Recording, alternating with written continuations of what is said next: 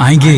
अब तो तोर शादी हो रहा और तो ससुराल चल जेमी तो हमरा मिले के मन कर दे कैसे मिल गए। आप कैसे मिल जब नैहरवा आईबो तब मिल में। अच्छा उतना दिन के इंतजार करते हमरा पास एगो प्लान है बताबो ये सुन।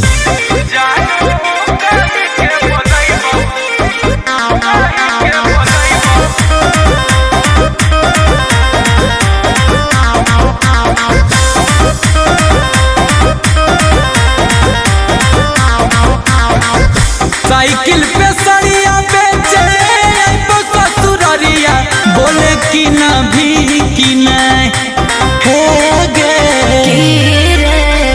साइकिल पे सड़िया बेचे तो ससुररिया बोले कि ना भी कि नहीं जानो कहीं के बोलैबो हमरा चीना भी कि नहीं जानो कहीं के बोलैबो हमरा चीना भी कि नहीं। यो तोरला भार सासुर ररिया में हमर तो बताई हाँ नहीं रे। यो तोरला भार सासुर ररिया में हमर तो बताई हाँ नहीं रे। तोरा भैया भैया कहबो किसी आई हाँ नहीं रे। तोरा भैया भैया कहबो किसी आई हाँ नहीं रे।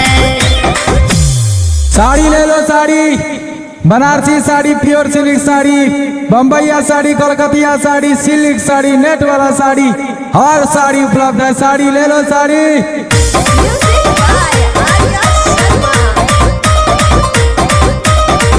केने गेले रानिया हमर दिल जानिया एक बेरी देखे दे चेहरावा।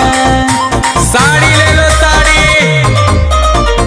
केने गेले रानिया हमर दिल जानिया एक बेरी देखे दे चेहरावा। किसरिया बेचे अइल तोरला भारावा घरवा से निकले बाहरवा।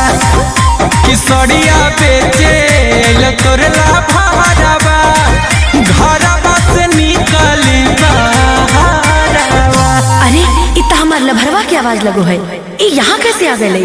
सुने हमर यारावा देखले चेहरावा छातावा पे खड़ा होला भारवा लागो है पगला गए।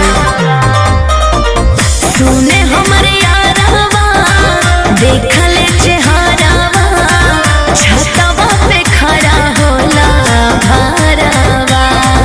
अरे भैया कहबो तो कहीं है दीदी तबे हम किनबो का भारवा। अरे भैया कहबो तो कहीं है दीदी तबे हम किनबो का भारवा। अच्छा ठीक है पहले नीचे तो उतर। ता एक बात हमार सुन की नैहर के कहानी सासुर ररिया में हमर तो सुनाई है नहीं रे। तोरा भैया भैया कहबो किसी आई हो नहीं रे। तोरा भैया भैया कहबो किसी आई हो नहीं रे। अरे रे रुकिए रुकिए सब साड़ी को मत खोलिए हम दिखा रहे हैं ना। अरे आप इतना परेशान क्यों हो रहे हैं पसंद होगा तभी ना लेंगे। भोरे से भूखल है कुछ नहीं खाए आए हैं हम तो बड़ी दूर से बाबू आए हैं हम तो बड़ी दूर से बाबू।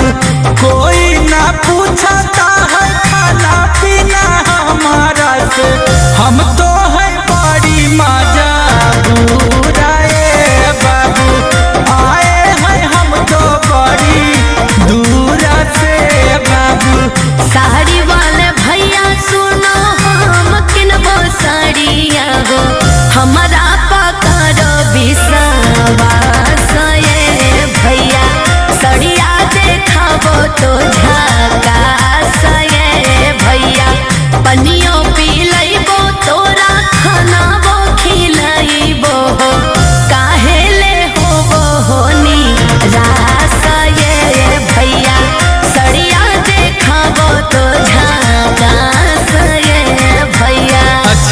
कहने पे याद आया ना।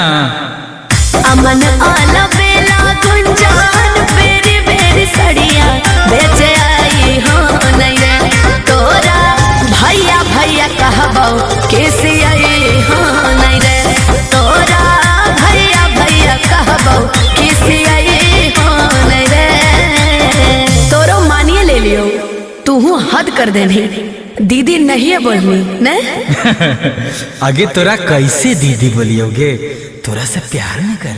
अच्छा ठीक है अब जो